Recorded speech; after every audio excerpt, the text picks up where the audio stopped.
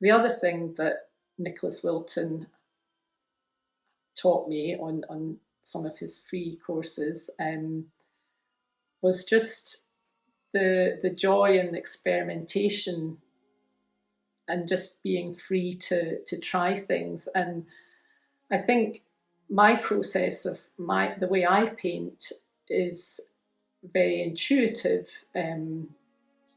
Yeah, my process of painting is very intuitive rather than following a more traditional techniques. So, and I think part of me always felt that that wasn't really an acceptable way of painting, but I've discovered through Nicholas Wilton's course and various other online courses that it's actually, I think, it's a growing movement of a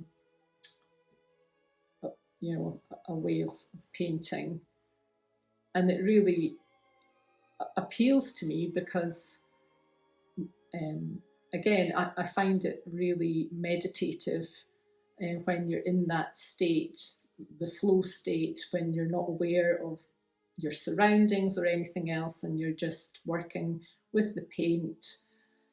Your mind is empty, and it's just a fantastic feeling. And sometimes, you know, I might have had a great time in the studio all afternoon thinking I'm doing some fantastic work here. And sometimes at the end of it all, I stand back and it's a load of rubbish.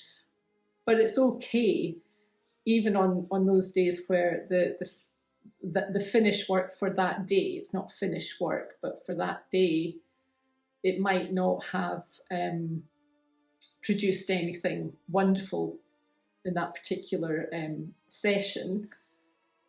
But it's still another stage, you know, it's going to move on from there. But what it has done when I'm in that state of painting, what it has done is lifted my mood. And so, you know, I see it as a really important part in my life. I think my passion for art and just being creative in general has always been there as far as I can remember. My earliest memories were painting in the school classroom in primary one and being called over, not wanting to leave the easel. And I've just always been happy making art in whatever form, you know, not necessarily painting, but creating in some way or another. It's always been there. And for a long time, I suppose after art school, it wasn't there. I mean, I felt very privileged to be able to go to art school. My parents were very supportive. There's no guarantee of a career at the end of it, and there certainly wasn't the support back then that there is now for young artists. And so for a long time, I didn't do anything creative work-wise, and I just tried to do it in my spare time, you know, as and when I could. And then I had family, and so there was even less space for creative time. But even then, you know, I would be involved in the kids in their primary school and school fairs and things like that. And I was always decorating the school and doing the Santa's grotto and things like that. So I was always in some way involved, face painting, you know, if there was anything on the creative side, I would be involved with it. But then I think time took its toll, and I remember feeling like, you know, there was something missing in my life, and I really had to do something about that. And I knew I had to be more creative, and that part of it had been missing for a long time.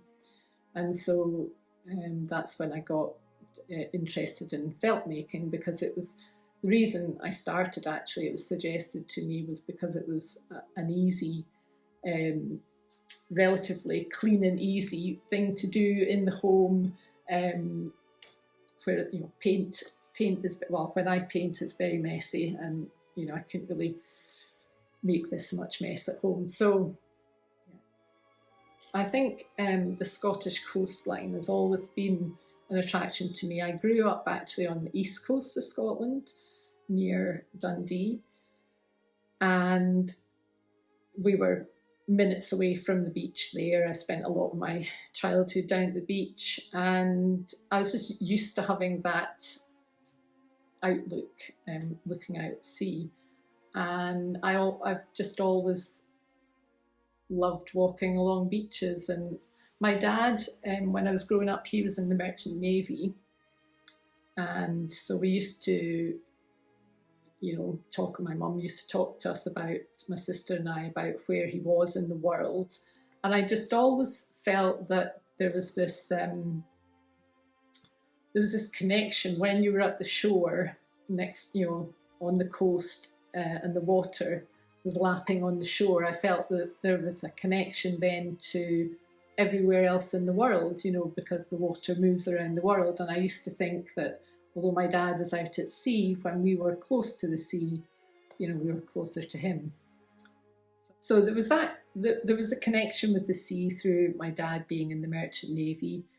And now, my partner and I have moved all over the country, really, but we now live on the west coast of Scotland, and again the coastline and the beach is very much part of my everyday, and I just love it. I love being, particularly on an empty beach on a day when the weather isn't good, because it's quiet and you can hear things more easily. And I love that feeling of the space, but also the intimacy of just walking alone along a beach and being surrounded by so much wide space. You've just got that expanse out in front of you and nobody else around. And I think that's what makes it so special. And I suppose coastlines are just always, we tend to go on holidays to the coast. I think people are generally drawn to water. There's some quote I picked up somewhere that, and who was it? I've got it written down somewhere who wrote it, but it's salt water cures everything, whether it's tears, sweat, or the sea.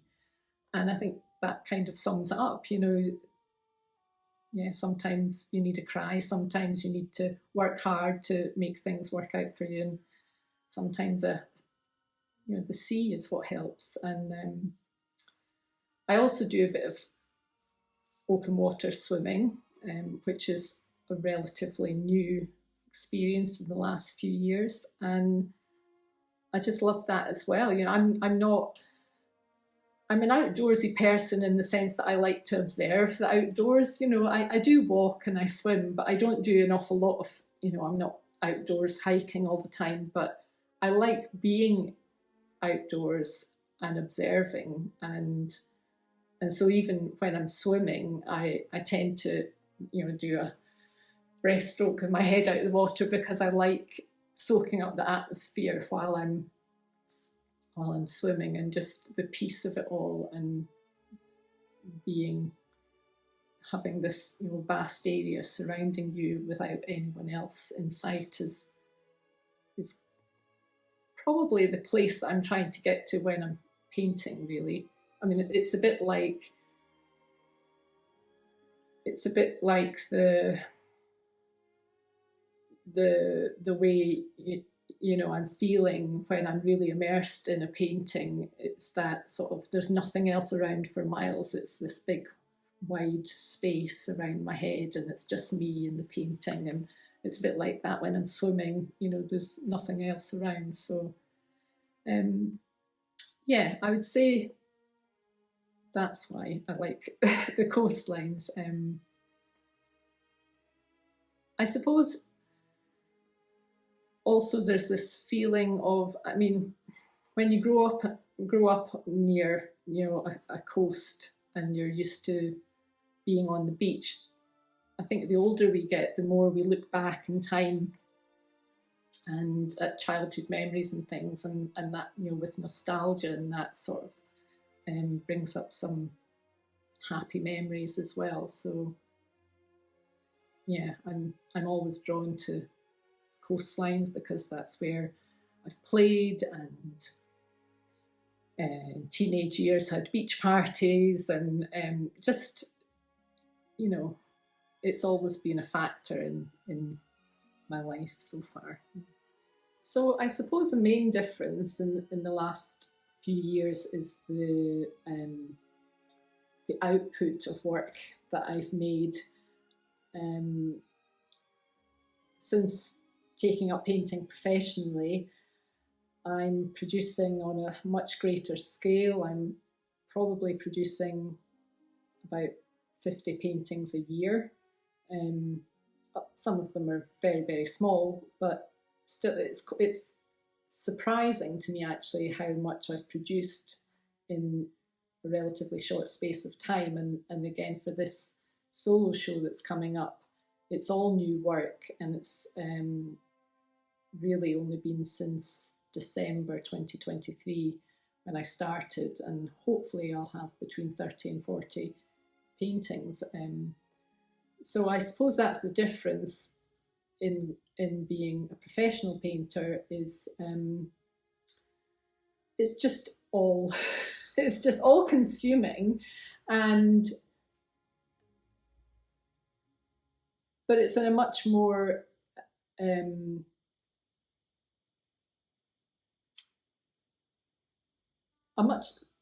a much more consistent approach to it. Painting for as a hobby, there was generally some particular reason that I was painting a particular thing or creating whatever piece of art, and it was sparked by one particular response to something. Whereas my painting practice now is a never-ending response, and each group of paintings is the jump off point for the next group. And so although I do take a lot of outside inspiration, it's also looking at my own work as inspiration, because I am still very much, I feel, in the early stages and still growing into my style, and trying to focus and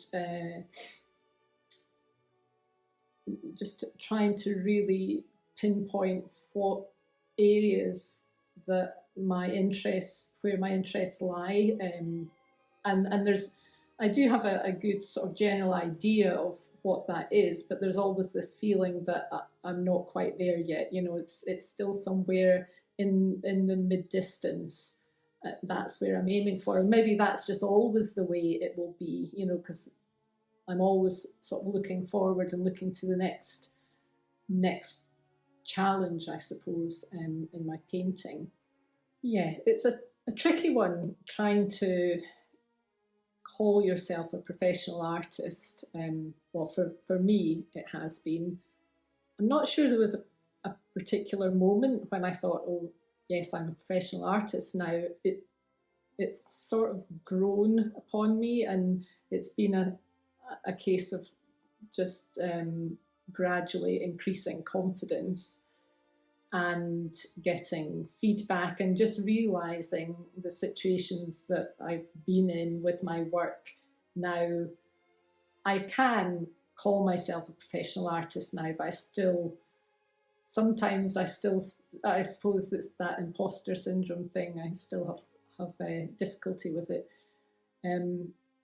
But I think just having recognition from galleries and peers, and that's come from the galleries that have approached me to show my work, and also I'm in some artist groups, and they've been very helpful. They deal more with the business side of things, and so that's given me this sort of confidence that there's a checklist almost of things to do, and stages to be in, and I know that I am at a particular stage, and there's still a long way to go with that, but I'm working at a level that I can genuinely, other people have said, yes, you are a professional artist at this level. And so, but it's constantly, improving, and my confidence in my work is growing. And I suppose that comes a bit from feedback, but it's also an internal confidence of just knowing what I like about my work, and being able to create that again, and going through the phases that I go through. There's lots of feelings of losing confidence and feeling like I just can't paint. What am I even thinking of? Thinking that I can have an exhibition. I think lots of artists feel that way all the time, and no matter what stage you are. But the more time I spend painting and doing it and going back to it again and again and again, you recognise when those moments of crisis come up, and you can talk yourself through it and get through that, and then it comes back. And then those are just the blips where things are not going well and you don't know what to do next. But generally, and that's a good, an important thing that I've learnt recently in these recent months, because the pressure has been on to continue painting, and I tell myself all the time now, just paint, and if it's not working on one painting, I pick up another painting, and I just paint, and I just keep going, and eventually something good, and it turns, happens, and it turns the tide, and then the energy is back, and I'm off, and I can get excited about things again. Because I think creatives do tend to sort of be quite hard on themselves, and it feels so personal. You work on your own a lot. There's not an awful lot of feedback often, or conversation. Artists tend to be isolated and working away on their own, and so it can play tricks with your head sometimes when things aren't going so well. But I definitely feel that I'm now a bit more confident and able to recognise those moments and realise that they are just part of the process, and that you have to go. You will have those moments. There's no way of avoiding them, and generally, the paintings that I've ended up being happiest with are the ones that have given me the most problems during the making of them, and you hate them for ages, and then you end up loving them because you've been through so much with them. It's kind of a relationship is formed with the painting. So I think I'm just passionate about how it makes me feel. I think I've realised that I have to paint in order to feel happy and sane at times. And I know I love coming into the studio. I love this being my space. Even a bad day painting, even when it's all going wrong, I know now, I have the confidence now to know that it is still just part of the process, and I've still made progress on a bad day. It might not seem like it at that moment, but it's still part of the way towards the solution of these paintings. And I just feel so fortunate to be able to do this. My circumstances have allowed me to be able to get a studio, and I have some time that I can put into this, maybe not as much as I'd like, but as much as I can fit in, and it just makes me really, really happy. I'm doing something that I never dreamed I would be allowed to do. when I was, if you'd asked me when I was young, what would I want to do? I would want to paint all day. That's what I would like to do with my life. I would like to paint all day. And that just seemed like a ridiculous notion, and nobody was going to let me do that. And now I'm doing it, and I can't believe it sometimes, really. And even better, I'm able to show my work in galleries and exhibitions, and which is something that I've always sort of looked at other artists doing, and again, I secretly really, really wanted to be there, and so I just need to. It's just a good place to be, and I like to remind myself how fortunate I am to be doing this, and it helps with everything in life, really. I think if you've got passion that you can go to and you can spend a bit of time on that passion every day, then it just helps with coping with life, really, and all the ugliness of life out there and the terrible things that are going on. And yeah, so sometimes it feels a bit trivial painting all day, and compared to the real world and what's going on in the world. But then I know how much it helps me cope with that. And I think for people to have art in their life, well, it's such a personal thing, and it means a lot to people to have some beauty or interest or whatever the art is, something that takes them slightly out of the real world and the despair and all the terrible things that are going on. And it's something beautiful, something creating things from nothing is an amazing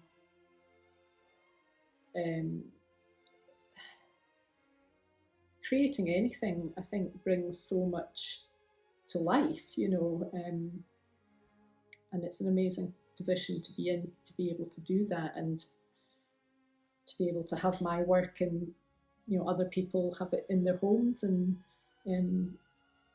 that's a wonderful feeling. So I think it is important in life. We have to remember, even in all the hard times that we have at the moment, it's important to remember